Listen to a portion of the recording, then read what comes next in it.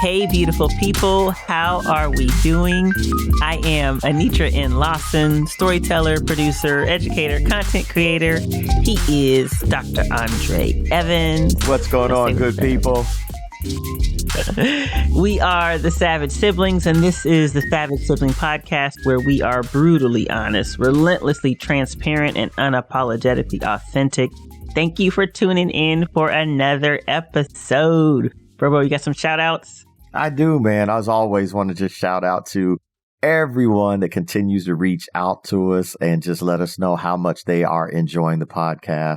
We're so thankful to continue to have you all with us each and every time a new episode drops. As always, want to encourage everybody, wherever you're listening to this episode or this podcast, make sure that you both share the link with your favorite Savage siblings, as well as go ahead and give us that rating or make a comment, do something. Let's, like I said, every single time, let's get this podcast out and build the Savage sibling community as far and as wide as our voices and our connections and our relationships can reach. Yes, sir. Yes, sir. I love it. So let me check in with you. How's your week been? The week has been good, little hectic, but it's been good. A lot going on. This is just that moment where I'm on my way to becoming an empty nester. And I think I mentioned that a couple of episodes before, but it just keeps getting real each and every time. Right. We recently did a college visit, and we had, in the college visit, they had a bunch of families there, and they were telling us all about the college and all that. And it's always that moment where I know as a presenter, like the one representing the college or the school or whatever, and you got teenagers in there, and then you got parents from all walks of life in there where you got to say, does anybody have any questions? Oh, God. I know. Like, it's that moment where you just kind of get this eyesight into the way that folks' family life is, how they raising their kids. And, right. It's always that one kid that's asking a question that she clearly already gave an answer to. Yep. Or there's that parent that's asking, oh my God, to dissect every single thing that was said. And what was crazy during this visit is this lady kept asking these questions about different, schools of different, degrees and just all these different subject matters. And she finally was like, ma'am, you're asking a lot of different questions. Does your son know what he wants to major in? Right. And then she said the major, and every parent in there looked like, you ain't asked one question about that major. You didn't ask questions about everything else except for what your son is going to school for. And it's just like, this is how you represent your family, right? Yep. This is how you really show the world who you and your family are. And I felt sorry for the kid, because he had that look like, I wish she'd be quiet.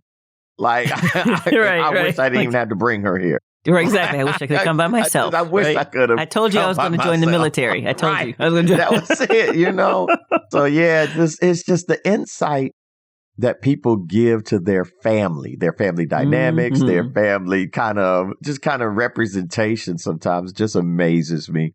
There's some generations I don't want leading the future. Nothing.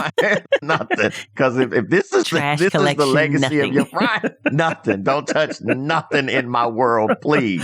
Matter of fact, I want you to go be an astronaut. That's what I want you to do. Find another universe. Find a whole nother galaxy. Go ask your questions up there. Right. So, but anyway, so that's been my week. Just busy again. taking more steps to becoming an empty nester as my youngest finally goes away to that's college. Crazy. So, yeah, it is Every crazy. time I think about my nieces, I'm like, no, go back to when you were 2. Like 5 and this dude couldn't pronounce W. right. Couldn't pronounce purse. That was Corey. Puss. Like, when does purse have 3 syllables in it? Yeah, absolutely. But anyway, so that's me. What's going on with you? What's good? Well, it's funny because I guess we're kind of in similar veins, but mine is always internal. I find that I'm constantly dealing with me. Like, right. It's less of the outside world. It's always Anitra, but it definitely jives with what you're speaking to. This week has been about pacing with grace, and and family is so wonderful, or can be so wonderful, I should say. I've been blessed this week that Malachi and Mom have been instruments of God's grace for me when things aren't getting done, or I'm not hitting my strides. They just are filling in the gap, and I'm just like, Lord, I thank you that your grace is sufficient. And they've had grace with me too. So it's been encouraging because I kept hearing, pacing with grace. Like, you got your pace. Sometimes it's faster. Sometimes it's slower. But grace is filling in the gaps there. And I imagine had I been with you and my niece at any of these college, university tours, I would have been like, Lord, you better give me some grace right now. Right. Because I'd be like, you have a pamphlet, ma'am. You have a pamphlet in your hand. Read it. That's why they gave it to you. You're wasting trees because of you. Because of you. Wasting my time. Just wasting what little bit of joy I got left. Right. It's like, so no, I definitely get that. But yeah, it's been a good week. Excited to be here, and just reminded that His grace is sufficient. So So let's jump into this sound off segment. Sound off segment. Sound off. No doubt. Sound off segment. So the name of our episode is Act Like You Got Some Sense. And so what we really kind of wanted to look at are what are some of the social codes that are passed down generation to generation within families, and why are those codes so important, as they really do influence and impact just kind of the future of any given family member. But we just really wanted to look at what are some of the things that, your grandmother passed down to you, your mother passed down to your father, your grandfather, that now for you, when you're in a social atmosphere, you find yourself doing. And are they good? Are they good influence? Or are you like, nah, that should have never been the case? But for me, when I look at this first segment of Sound Off, here's the crazy thing for me, or here's the question for me. Like, who set the standard? You know what I mean? Like, which family member chose that we as a family, we don't like, these people. Like, we don't like the way that person behaves. Like, who set that? Because there be some things that I know we do at you and I, particularly Nikki, as a Evans, that like they came from grandma.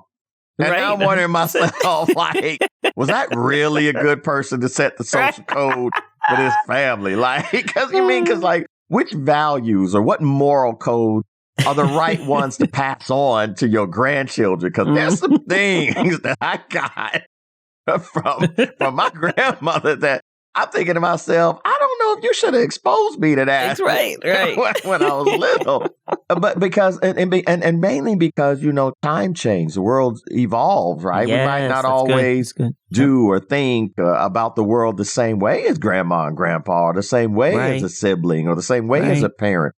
So, like, who really decides the code of conduct for the family? And I'm going to bounce that question to you. But for me, I felt like for our family, the one that decided is the one that definitely doesn't mind going to jail to protect or to punish the rest of the family in order to protect the brand. Like, and that's grandma.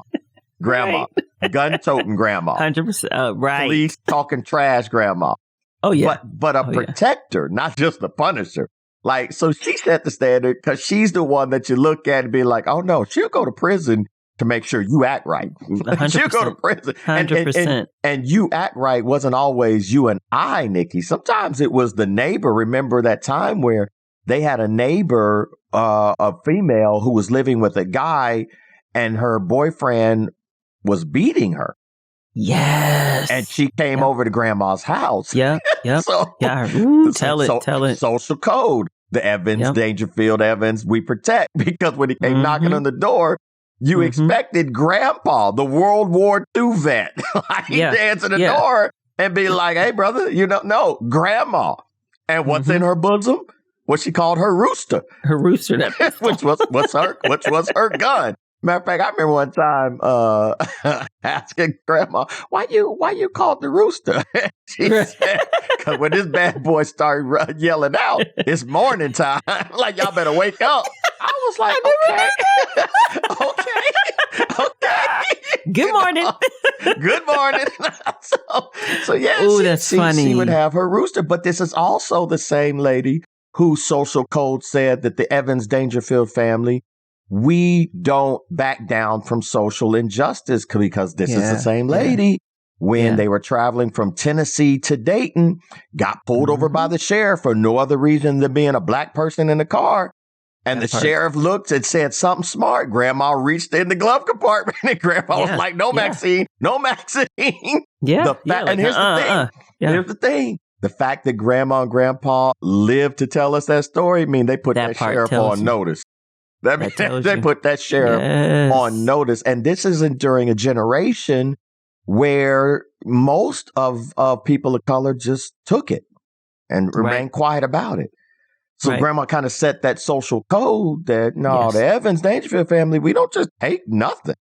We stand up for what's right, and we act right, and we protect, and we provide. And so while on one hand, I'm saying, was she the best, to teach everything. Right. On the other hand, I'm saying, but there are some codes she said she's absolutely the best.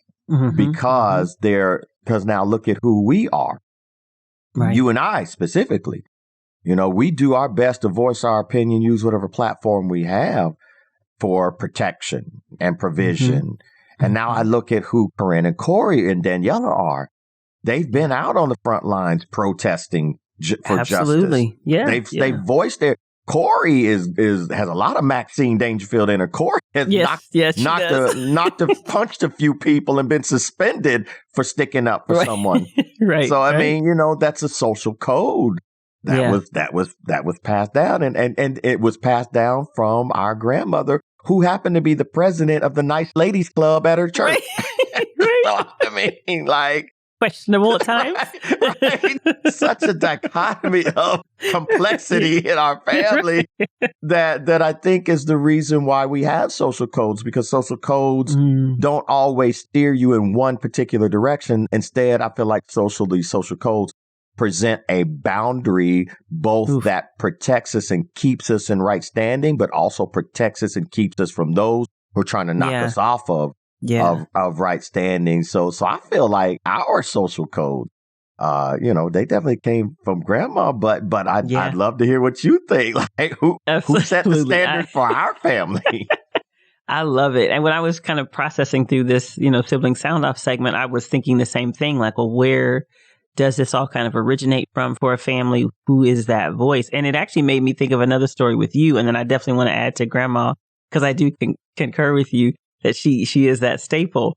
But it's like those SOPs, the standard operating procedures, like you're creating these standards, and that comes from, an authority or an authority figure, or from, a team of people that are absolutely trying to, put parameters, protections in place. But I remember, bro, now it's been decades by now, but when the airlines first changed their procedures, because I believe something had happened where someone had a bomb in a shoe or something along those lines. Patriot Act and all that came there with that. We go. And all of that changed the way you would get on flights. And it was a major overhaul. But I remember you telling a story. Matter of fact, I think we were flying together, but maybe you were the one that pointed it out. But, you get in that space where you've already checked your bags and now it's time for you to go through security.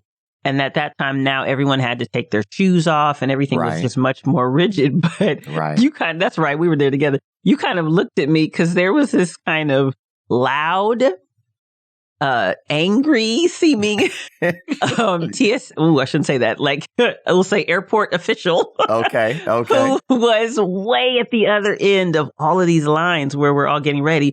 She had a Southern accent and she is yelling, "Put your shoes on the belt. Take off your cell phone." I mean, and the whole energy, the whole place, everyone just was like falling in line. Right. Nobody was talking. Everyone was getting their shoes together. It was like so solemn and quiet.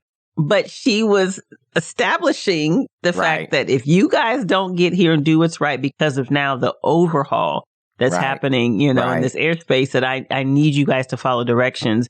And so there were no questions. People just were quiet, listening, putting their shoes everywhere, paying attention, eyes looking every direction. And she changed, they changed the code. They changed the way. Now, you look at it now, we're much more relaxed. We do it much different.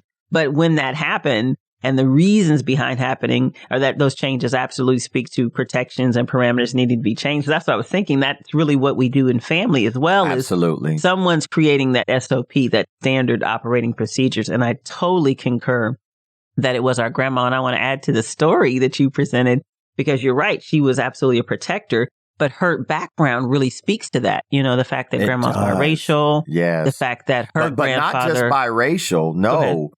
Product of slave rape biracial. 100%. 100%.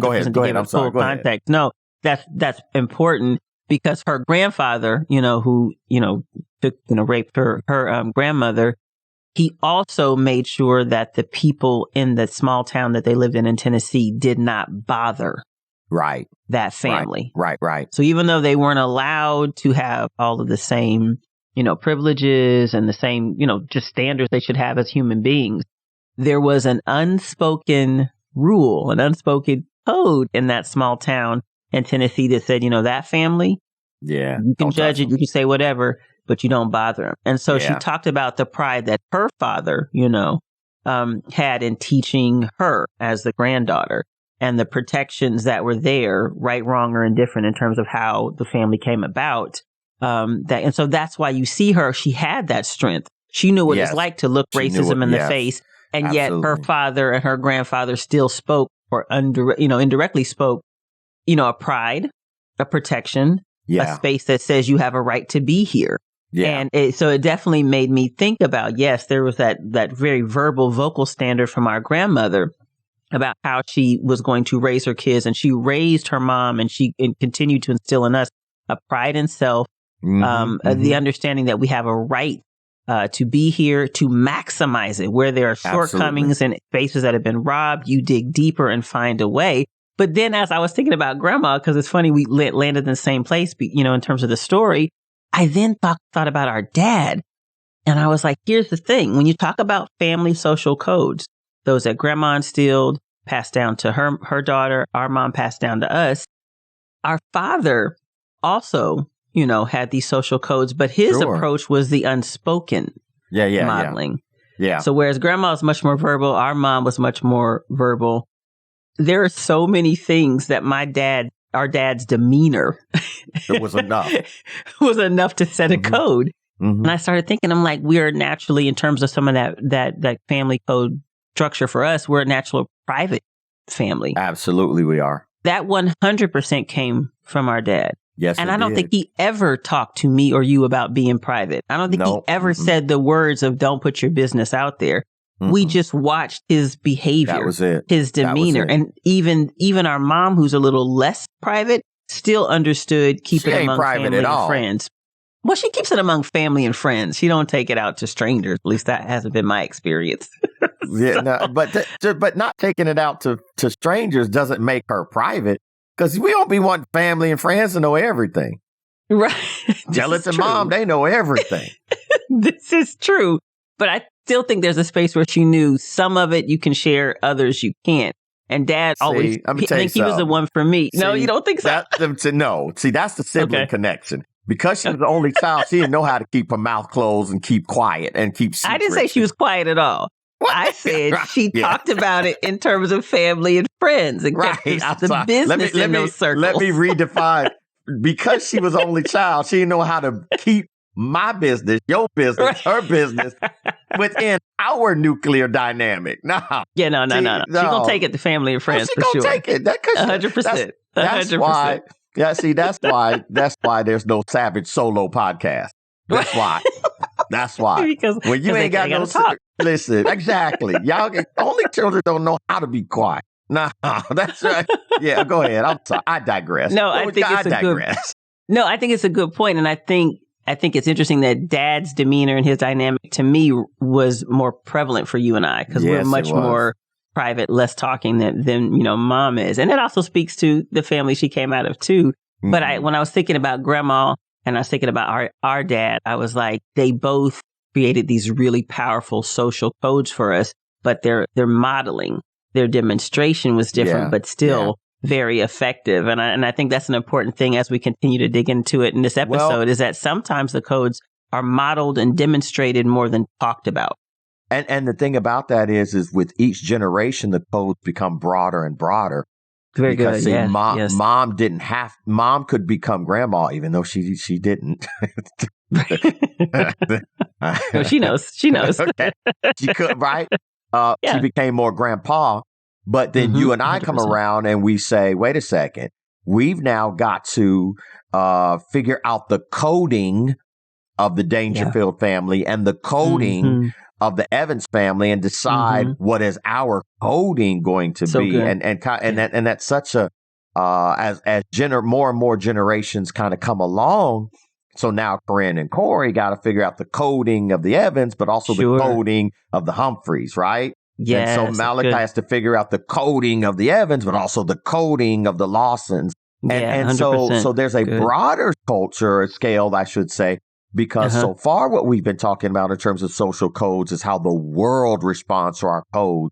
But another part of social codes is how we respond to our coding process. Yes. How we process it. And so so the world will look at, well, I think of it this way. So, a lot of social code is about culture and community. Yep. And it kind of dictates what's happening. And so now I'm an Evans, but then I also am putting in my coding, I'm a Protestant Christian. And here's why I say that. Because then social codes can start to become confusing. Yeah. Because do I respond like Jesus or do I respond like Maxine Dangerfield? Yep. And here's what even gets a little bit more confusing. That's our grandma, Maxine Dangerfield. Right. Here's what gets a little bit more confusing when it comes to the coding process. If I say, okay, I'm going to respond like Jesus. Okay, does that mean I turn the cheek this time or do I turn over tables and start whipping folk? That part. In the temple. Yeah. Because he did the same thing. So there's two sides to that social code or the coding process. Yeah, there's what you observe from those who you kind of see every day and they set the standard of the branding for the family. But then there's you, like, now what do I do with it? What do I do with everything? How I'm being coded? Do I do the exact same thing as grandma? No, because, today that might not work. Right? Today, some of the things she did, I ain't gonna fly. And so, evolution. But there are definitely some things that I do say, no, the way she stuck up and for people and protected the legacy of her family, you wasn't finna mess with her family. Nope. You just weren't gonna do it. Not happening, no. Well, that definitely is encoded in my family DNA. You're not gonna mess with my girls. You're just not going to do it. It's not going to happen. I can't tell you the number of times that I know Corinne and Corey have looked at me and like, if Dad moved another inch, he was going to prison. Right. Because I was protecting. I was absolutely protecting. And you know what? Social codes will sometimes supersede professional code. Oh, that's good. That's good. Yeah. Because there was a day one time when Corey was driving to school. I was in the passenger seat. And this guy came to the stop sign after Corey did. So Corey now is doing the right thing, pausing, and now making a left turn. And the guy decided to go anyhow, even though he came after. California stop. Listen, he had the nerve to roll down his window and start acting like he was going to speak to Corey till he saw me. And my social code supersede my professional code, as I told him he was number one, and I don't mind telling him to his face. and Corey, and this is the thing about coding. Corey didn't even blink because Corey's like, that's not Pastor Andre there. That's my dad. Yeah, she understands. That's my dad. Different hat. And that's how intricate and complex our social codes are. And that's why they're also so very important for us, both as parents and as a society, to make sure if we're going to set the brand for our family, make sure that your children are very clear on what the family social codes are. Yeah. Very clear on what they are. Because there's as we kind of move in this sound off second, there's some life lessons summed up in some of these parental statements and social codes. There's 100%. Grandma's the one I first heard say when we get in this grocery store, you don't want nothing, you don't need nothing, don't ask for nothing. Right. And then, so that's the code. Then she gave the understanding of the code. Because if you do, I will beat you in aisle 13. You're going to get it. And she did not play. She get with those little ping pong paddles or whatever. She did not play. Well, no. It didn't have to be that. Whatever was in aisle 13. Right. it could have been cotton balls. I'd have came out crying. It could have been.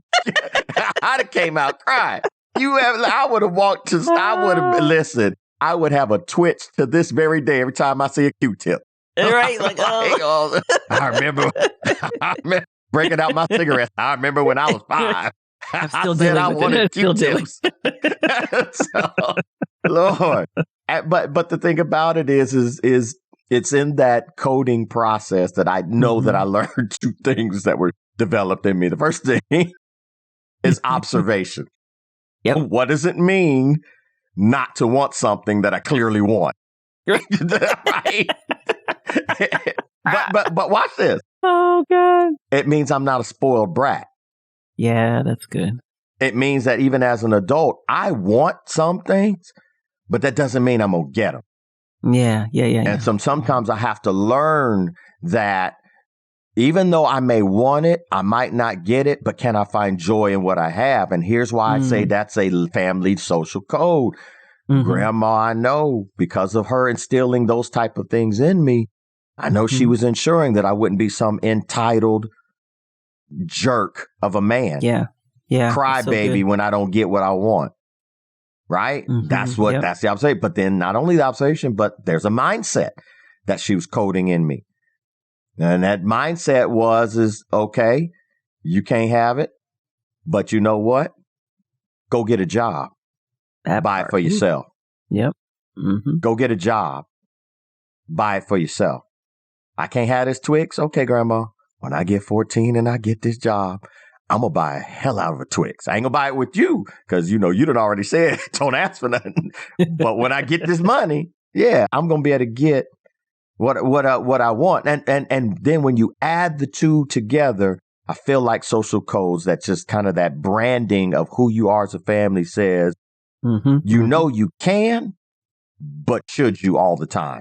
But should you? That's so good. Yeah. And so I like some of the things that those kind of just warnings, those statements, those life lessons summed up in a social code taught me.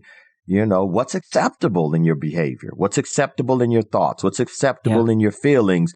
Because those things that are acceptable, those are the things that make you better. And you had to learn that through social codes. The family social codes. I love it. Yeah, absolutely. I love it. I'll just add one quick thing and then we'll jump into the sponsorship. But yeah, Grandma definitely taught me, to this day, I don't really like Las Vegas or gambling. I might go for the lights and shows, right?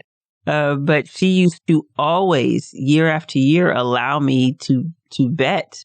When we as a family would go bowling, she would always, actually, I don't even like bowling. I mean, it scarred me all around. Like, I don't like bowling.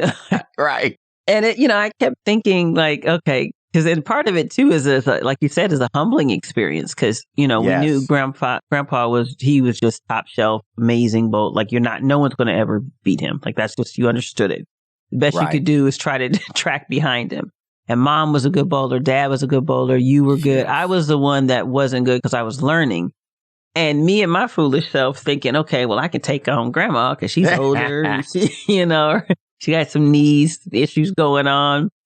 And she would say, yeah, Nikki, you could probably beat me. And again, I didn't know what she was doing until after it was too late. And so she said, I bet you $1. And I'd be like, okay. And I just knew. And I would lose every single time. Yeah. Like I think the lesson was like I stopped gambling. Like I learned to stop gambling before I ever got better at bowling to be her, right? Right. Well, because she would take your dollar and would not give it back. She would 100% take it. She would 100%. She was not going to give me that sweet talk like, oh, you're just a kid. And that's exactly what she said after a couple of times of getting beat. She said, well, why do you keep betting? Right. Right. And then I had to think about that. And I'm pretty sure shortly after that, I stopped. And It's see, like, nope, I'm just here's gonna the mold. beauty of that thing. that coding I do, and I've always done to Daniela, Corinne, and Corey. I have never let them beat me in anything. Yep. Have they beat me? Over time. And it forced them to get better at whatever it was that we were doing. 100%. So absolutely, that coding process. It's, I guess, and here's the thing. good. Here's the thing about that. It's not the coding process isn't a discussion. Like, I'm not going to talk with you and be like, do you like this lesson? It's a warning. It's an absolute warning. And here's why I say that. The reason the person that doesn't have at least a fundamental understanding of socially how to behave, socially how to carry yourself, you're putting you and others, your family, at a disadvantage. Yep. Because at best, you can be exposing yourself and your family to embarrassment and hurt because you don't know how to act in a certain situation. Right. You don't have maturity in a certain situation. Yep. And at worst, you end up limiting the reach of your family because you don't know how to act. You don't act like you got some sense.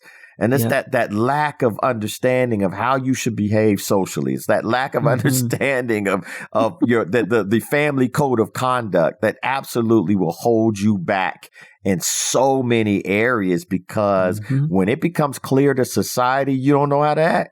When it becomes clear that you have a man.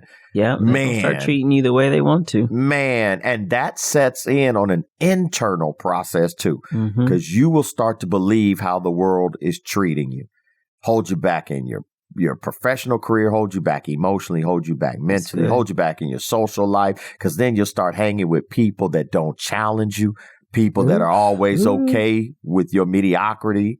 Like, your relationships will even be. I thank God for grandma and mom and dad. I thank God for the family code of conduct and social behavior dynamics that they put in me, because they have gotten me through some moments where I had to ask myself some questions. Should I do this? Yeah. Is this the right thing to do? Should I let this person become associated with me? Should I invest in this relationship? And as trivial as they may have seemed, these codes, this coding process when I was younger, why mom always doing this? Why dad always doing this? Right. Man, why they always say this? Yeah. Man, let me tell you. Yep. Man, let me tell you. Why dad, dad would, I've heard dad say to me a few times, Andre, there actually is such a thing as a stupid question. Man, let me tell you something. When we was at that college visit, that kid kept asking stupid questions. I looked at Corey and I said, you are not to be friends with him at this college. Like, nah, you're not Avoid to do him.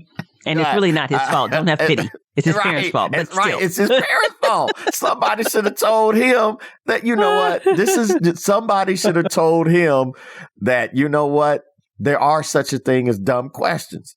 And don't be going outside my house asking dumb questions. So no, they like that. What's that show? They like those parents that let those kids go on the first round of American Idol knowing they can't sing. Right. No. Like you finna be on the bloopers episode that come at the end of the season. The entertainment. Oh, man. We are laughing at you. That's the thing. We are laughing at you. That's why I'm saying at the basic, at the fundamental, if you don't understand how to build a brand your family name through social conduct and social codes, you're exposing yourself to be nothing more than entertainment for the world. And I ain't trying to do that. I know that's right. All right, well, let's jump into our sponsorship, and then we're going to dig deeper into this. You can see we're already hyped, and I'm excited. So shout out to our sponsor. S2 Mediaworks is a media production company co-founded by my brother and I, and we're dedicating that company to creating content that educates, that empowers, inspires, and encourages us all to, live a healthy, positive life. Our mission is to provide transformational education, resources through the content that all encourage healthy and productive living. And so this particular podcast, the Savage Sibling Podcast, is a product of S2 Mediaworks, and we have a lineup that we are producing and getting prepared to drop. We're super excited about that. So thank you for joining us here for this podcast, and we can't wait to share so much more content with you guys in the future. So thanks for rocking with us. Absolutely. All right, bro, you ready to get savage? Let's do it. So again, the name of this episode is Act Like You Got Some Sense. And, the first thing I think we want to do is just kind of really give our own best guess definition of what social codes are, right? Because I think it's important that if you're listening to this, that you learn to define what a social code is. What is your social code of conduct as a family? It's important because social codes exist, whether you like it or not. Wherever people are going to interact with each other, they're going to exist. And you're going to see their existence because there's going to be interaction between different groups, different cultures, different communities. And those social contexts or content texts are there, and content. They're there because they kind of establish a unspoken rule of how you govern yourself behaviorally. Here's what I'm saying by that. I remember this would have been high school. I got voted my sophomore or junior year as best dressed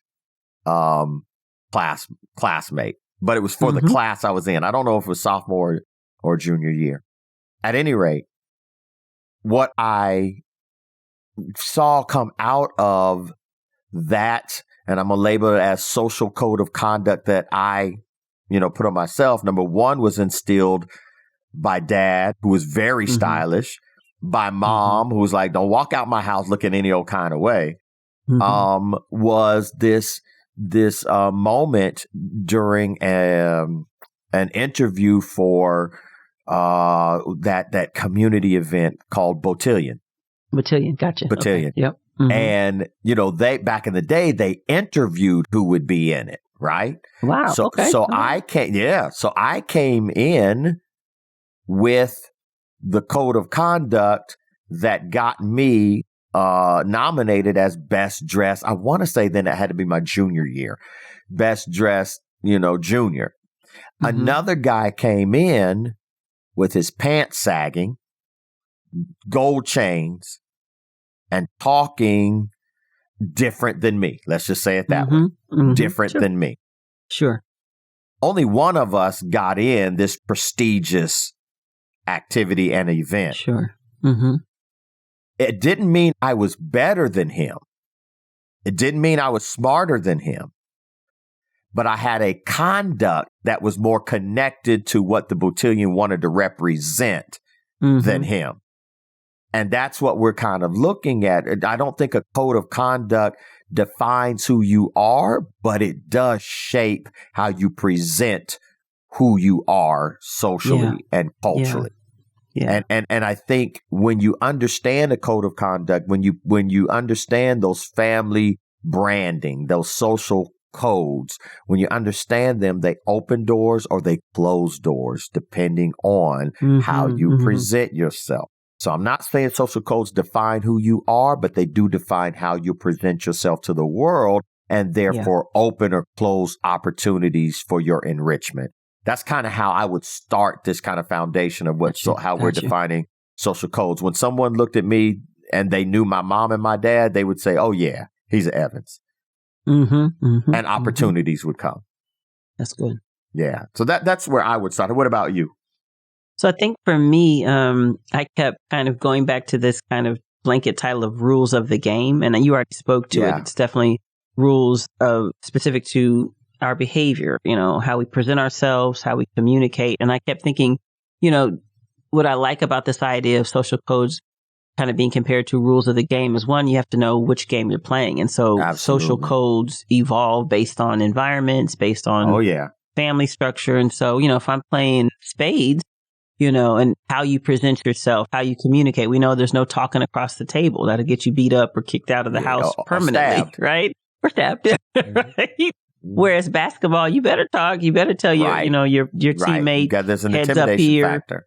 Absolutely. Tell your opponent certain things, tell your teammate where they need to look, that the ball's coming, so whatever the game is, the environment is, you're going to have to learn the rules, and then the rules in terms of what your team or what you need to do versus the rules of who's leading that space. And so that's what I kept kind of unpacking as I was defining social codes, is what are the rules of the game, which makes me first have to say, what game am I playing? And then how do I fit into that? And then how does that also connect to my authentic Anitra self and how I communicate, how I make my way towards winning? And that's really the thing too with social codes. We all want to win at the way your family wants you to behave, win in your professional environment, win in the goals that you have for your life. And so understanding the social codes, whether they're designed by your family, evolved and adjusted and adapted by you, or what society is trying to put on you, at the end of the day, the game is trying to win at the life that you want to have. And that's why they're there and that you need them. And so I think those are the parameters I had. No, absolutely. And let's unpack, let's put those two together and unpack really what you were just saying. So how I present myself shows the world how I'm going to play the game. The game absolutely is to embetter, to enrich. So these social codes end up being this basis for understanding my personal evolution through the environment that I went through. And so now my social codes, how do I understand the game I'm playing? How do I present my ability to play? What they end up doing is qualifying or modifying or altering my ability to see victory in what it is that I want to see, what it is I want to do. And so, absolutely. I wholeheartedly say that we do have to use kind of the training ground, which is at home, whether it's with parents or with sibling, and then go out and use what we were trained to do to the best of our ability to win at whatever it is we're trying to win at.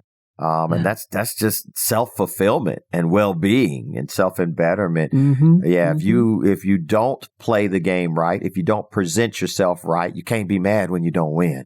You can't be mad when you don't even get it, when you actually get kicked out of the game and you can't even play because you didn't even start with the very basis of what's acceptable when it comes to the game you're playing and your ability to present the skills you have in terms of bringing it to the table.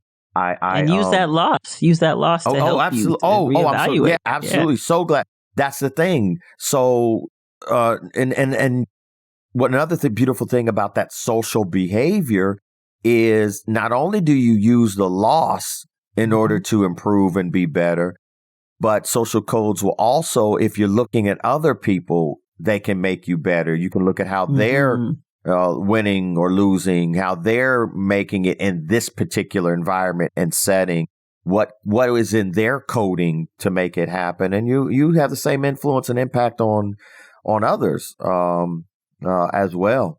When you show social codes. I remember one time we were in the trolley, and this was when Corinne and Corey were really young, and it had to be Corey that was probably acting up a bit. It had to be Corey because Corinne is very docile, so it had to be Corey. But I remember, for me, I'm watching how mom and dad dealt with me. I'm watching how grandma and grandpa dealt with me. I pulled Corey to me, and I whispered my threats in her ear. Right. Right? I've witnessed what I'm saying, guys. I've witnessed him do this. So I pull her close and I whisper my threats in her ear. That means what I don't do is yell at her across the room. I don't yell explicatives. Exactly. Social coding says, act like you got some sense. I'm winning at parenting because I'm not embarrassing my child. That's so good. You see what I'm saying? Yep. So playing the game, is not just a one way. Social codes aren't one way. That's why they're the word social in there. They're not one way. So part of social codes is presenting yourself in a way that you realize that the way you're carrying yourself and the thing you're doing to see yourself better isn't just you. It's your family name. It's everything in the environment. It's the folks who you're playing the game against. Because the fact of the matter is if your social code shows me that you get hot-headed real fast, guess what I'm going to use to beat you? Your hot-headedness. I'm going to get you off your game. Yep. Right. So social codes are so broad. The brand you carry as your family last name, it's so broad. Now, so let's get in some of these definitions. How do you feel like social codes are defined by family? So I was unpacking this and I'm thinking about our family, right? And I was like, okay, let me first look at, what really is. And I think you coined this term earlier in our earlier producing session, that really it's your family brand. So it's your family is creating a brand that's going to represent the legacy of generations to come, ideally. And that can be, and we'll talk about this more, good and bad, positive and negative, but yes, brand is brand, and so I wanted to first just look at, okay, well, what for me was the Evans brand. And I think as I was unpacking that, and I did think about the Dangerfield brand, and I'll share both of those, but it came down to, what is the overarching, identity, the identifiers that are going to be what people assign to me, to my brother, to my parents, and those that also now kind of trickle down or continue down into my son and the generations to come, was how I was thinking about this branding process. And so when I thought about our family, the Evans brand, I kind of pared it down to this notion of one of our overarching or umbrella, identifiers as Evans is maximize your potential and maximize the opportunities. Yeah. And I felt like I was trying to, because you kind of have to, I don't want to say mush together what both of your parents or your siblings, what everyone's doing, but you do start to see the identity through that, even if they're modeled differently, even if they're demonstrated differently, even if the backgrounds, because obviously our parents grew up differently. Right. There's still going to be these overarching or umbrella, identity, specific, isms that we do as an Evans or we don't do as an Evans. And so when I thought about maximizing your potential and opportunities, I was thinking about mom and dad. And with dad's bottom line with anything that we approached in life was, whether you get educated or not, whatever you do, you give 2,000%. You absolutely do. He didn't play about that. We watched our dad, who was an engineer, retired, always had, multiple degrees, military man. It did not matter what he did. He did it 2,000%, because if he had decided the answer was yes, then he's going to stick to that. Then the whole answer was yes. The whole answer was yes. And even when, I would talk about college, university, going into acting, his bottom line would be, whatever you're going to do 2,000%. So when I was undecided about if I was just going to move to New York and start acting, or if I was going to go to school, he never said you should do this or that. What he would do is reiterate, maximize your opportunity. So when I went and I was going to get a tattoo, it was my first and only tattoo because it hurt when I was 17 years old. I remember Dad sitting in his recliner, and Dre knows what that looks like, before I was about to leave. And he says, "So you going to get a tattoo, huh?" And I was like, "Yeah, high school senior, doing my thing." And he's like, and you still want to do acting? And I was like, "Yeah." He was like, "So what does that mean for your body? Because isn't that your tool for an actor? You got to have your body. How's that tattoo going to work for your acting career?" Right. And I remember just kind of looking at him and then saying, "Thank you, Father." And just kind of walking away, right? Because he would always drop stuff on me, and there was no discussion. It was like, this is the legacy. I don't care what you do. If you're going to act. I'm just saying, if you're going to do it 2,000%. I don't know if going and tattooing your body up is going to work for you to be the versatile actress that you need to be. And that's how he was. If you get a degree, great. But if you're going to be a student, be the best student. Be the best. If you're going to go and be an entrepreneur, be the best at it. His bottom line in terms of, Evans branding was listen and learn. Right. Listen and learn. Listen and learn. Listen to the people who are the specialists and learn. Right? Yeah. Whereas mom, she was definitely pro-education. Education was a must because of, her background, because of our grandmother who wasn't allowed to have that. So that was instilled in her. Right. And her thing was always, again, maximize your potential and your opportunities. So when I was like, okay, I'm going to go to college, I'm going to be a theater major, I'm going to do the arts, she was like, great. You should probably also double major. You should probably also look at journalism. You should maybe look at broadcast. You should look at some other opportunities. And back in that time, They always called it a backup plan, which now we poo-poo on that idea. Yes, we but do. It wasn't that she was trying to purely say, give up on your dreams. What she's saying is maximize your potential. If you're going to be in college, take all the classes you can take that will maximize what you can do. You got to figure out how you're going to make money while you're acting if acting isn't fully, taking care of the bills. You got to figure out the workforce related, things you're going to have to do to survive while you're performing. And so her strategy was engage and learn, where dad was listen and learn. Mom was very much engage and learn.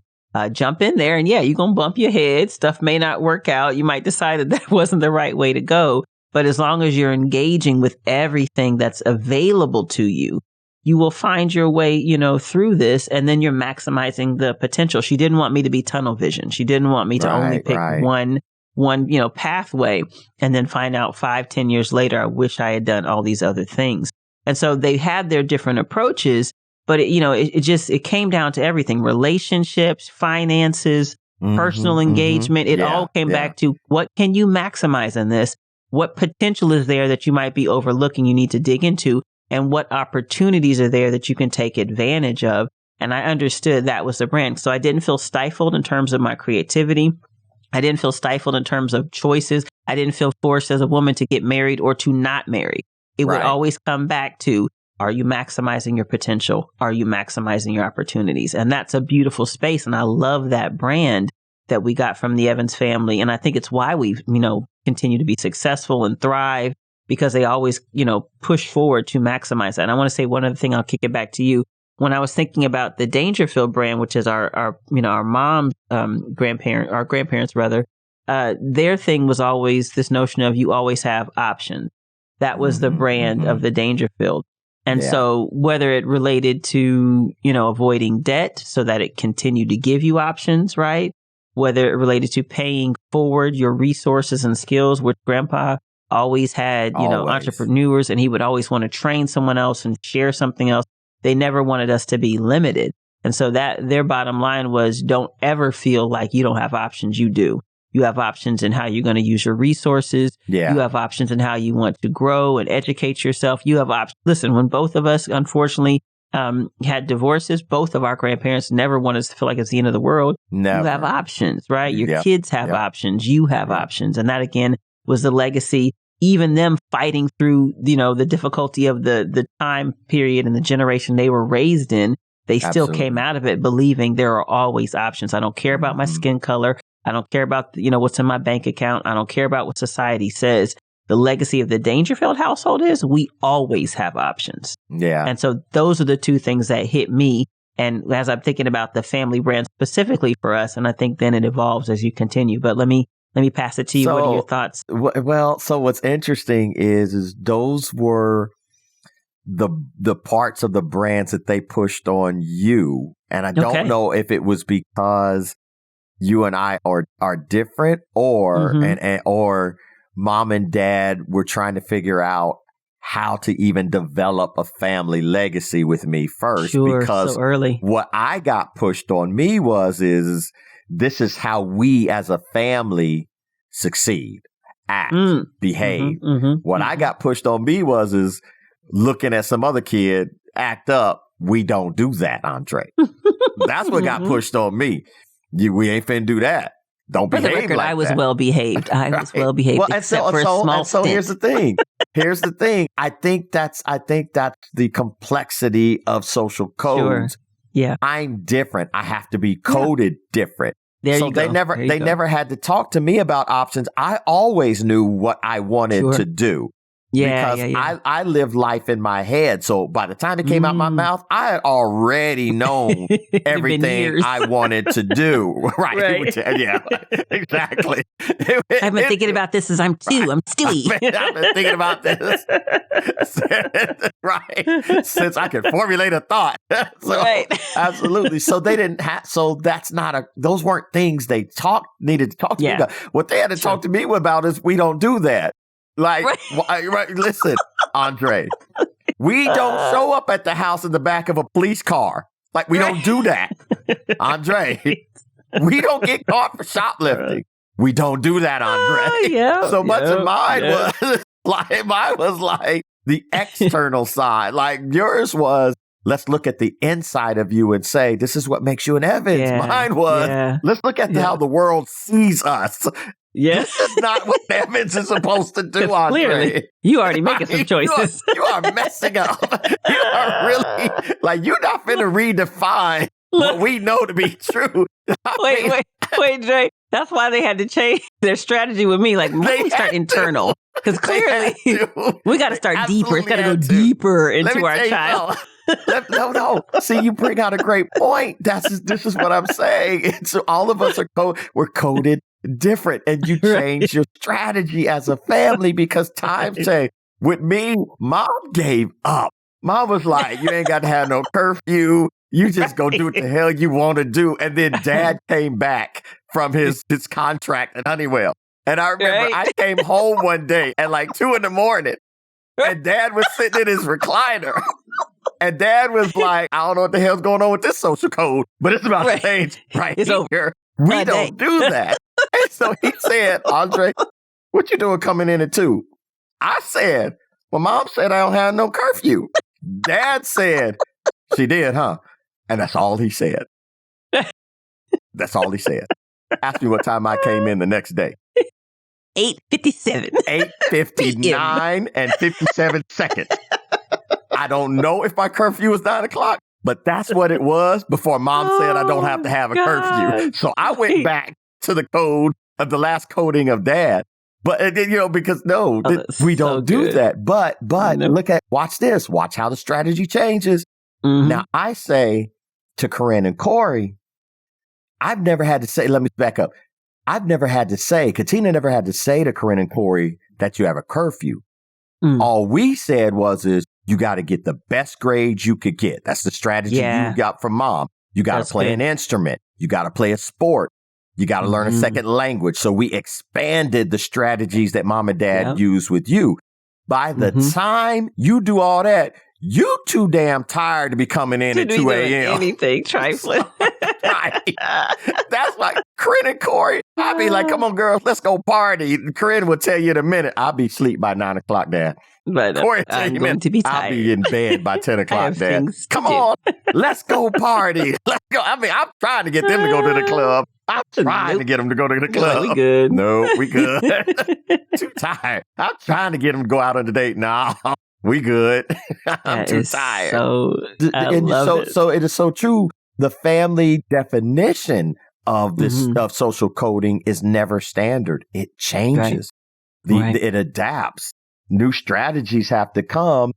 But the bottom line is these strategies come in order to protect the brand. Right? Yeah. If you look at the McDonald's logo, it's not the same today as it was in the 60s. Right. It had to evolve. If you listen to their motto, not the same. It had to evolve because you got to protect the brand, which means you got to evolve. Your strategies have to change. So that's what we do as a family. But then let's go a bit deeper. How do we define social codes as siblings? And let me just add one thing it's so funny because I never knew that about the curfew with you. And I know when I did have my high school run where I was acting up and wasn't, following directions and following the brand and started staying out late, Mom's strategy for me, at first she would take my car keys, put me on punishment, and I would just wait till I got off and go right back to the same foolish behavior. Give me my punishment. I don't care. I'd go through all that rebellious stage. But where she got me to change, it's interesting, very similar, but it was her, not Dad. She was waiting up one morning, and again, I came in probably about 1 or 2, like you, and I could see that her eyes were really tired, and I could see she was exhausted, and she just simply said to me, she said, "I would never hurt you the way that you're hurting me," and she said, "You can keep your keys." And then she never tried to punch me, and it broke me down, which goes back to, like you said, coding. She understood clearly. There's a perspective that Nikki doesn't get about the brand of our family. And that something else we don't do is we don't hurt each other like this. That's it. We consider each other. And it never again. You asked me what time I came in. Right. 8:59. Right. She never gave me a curfew, but I realized, because I realized that was hurting her in a deeper way. So, and, you don't get it until you get it.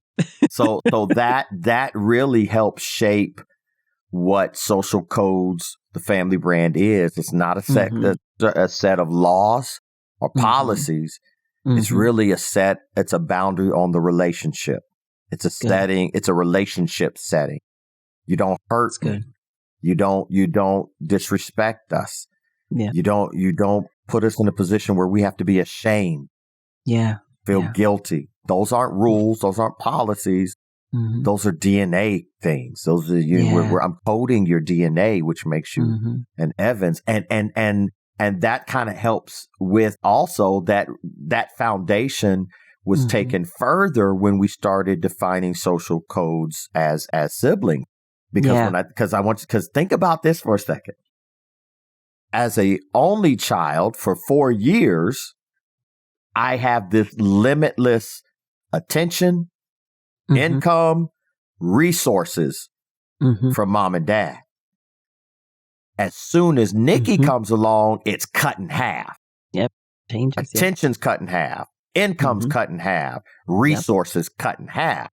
Yeah. But mom and dad didn't get, they didn't double those things. Their income didn't double. The resources didn't double.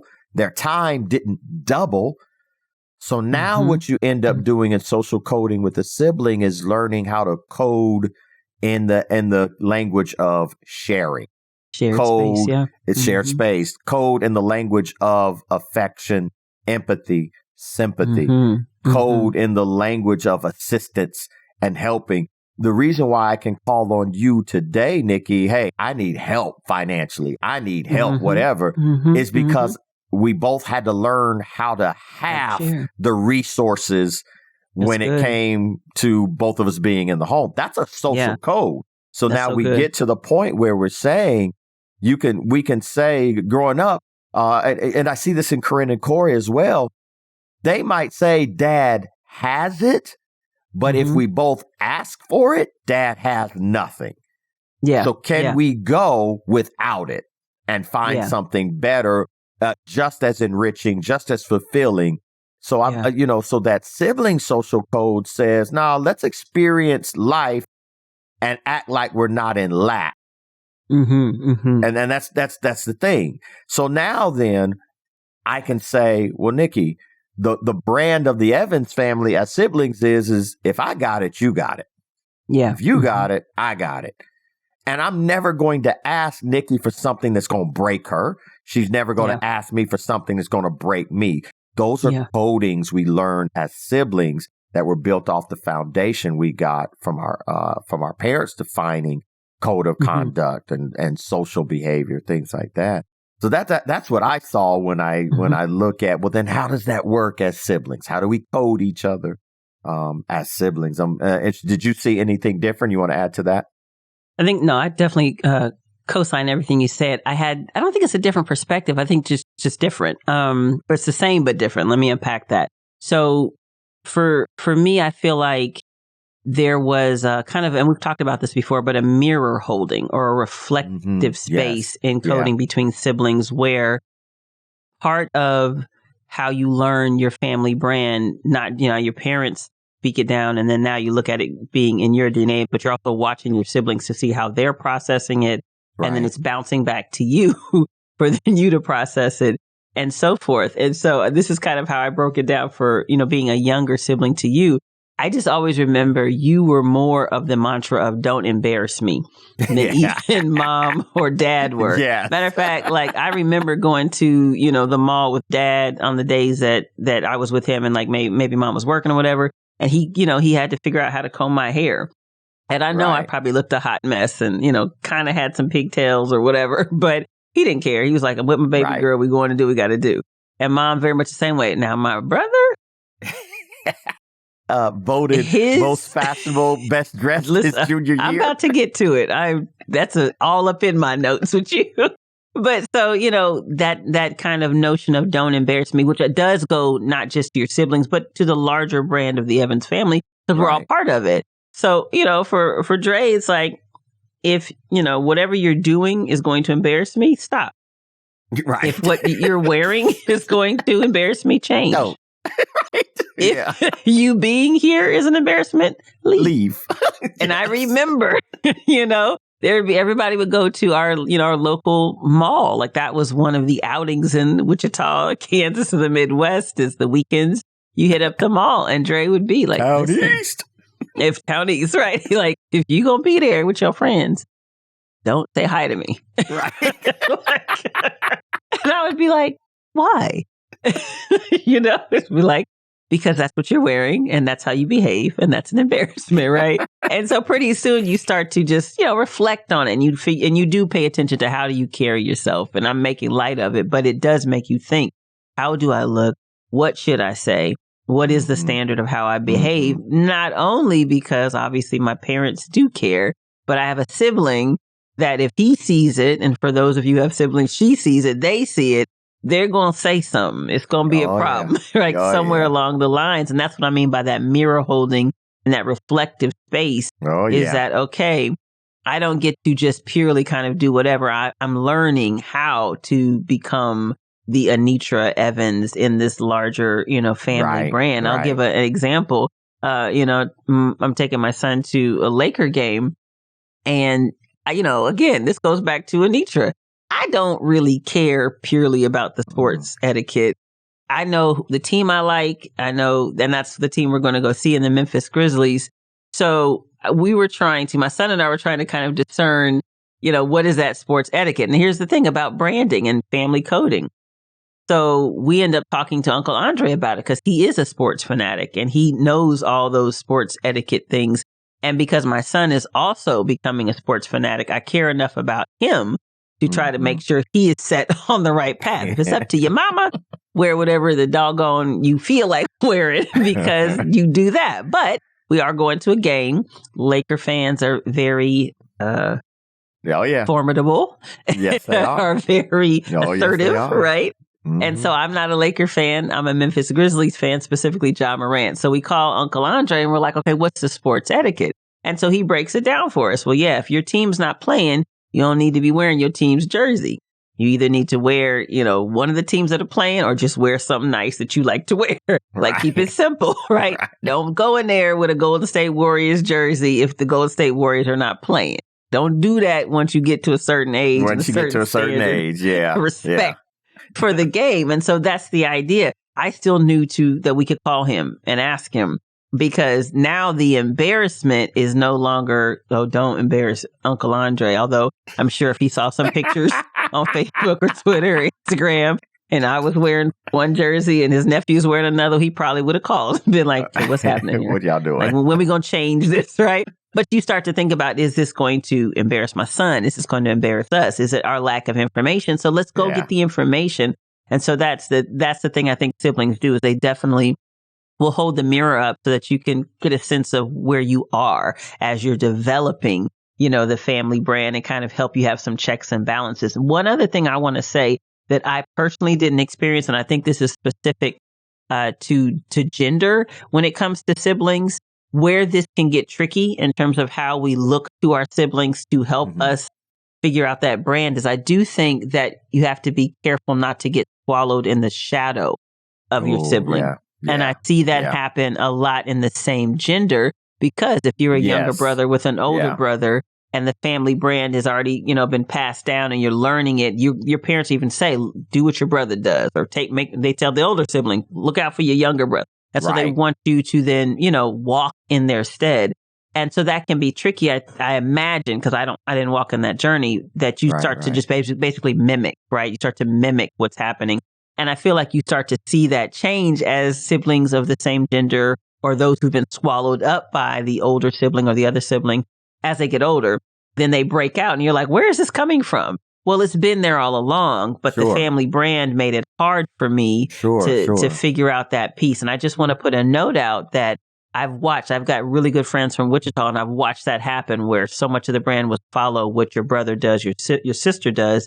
And then as they get older, you see them start to really maintain the quality of the brand, but still also allow their own identity and authenticity to blossom too. What's up, savage siblings?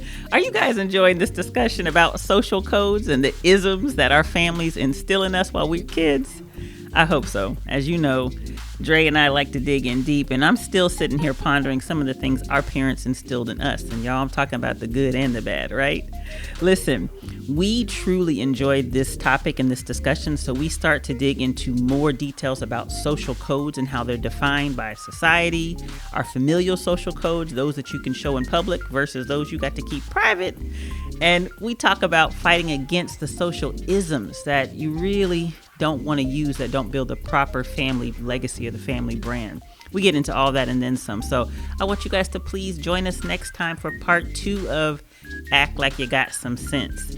You don't want to miss out on the transformational perspective segment, the quick shot, which is always hilarious, and Dre's final blow is always a blessing. So I just want to stop and say thank you. Thank you so much for joining us for part 1 and for the podcast in general. Please help us build this Savage Siblings community.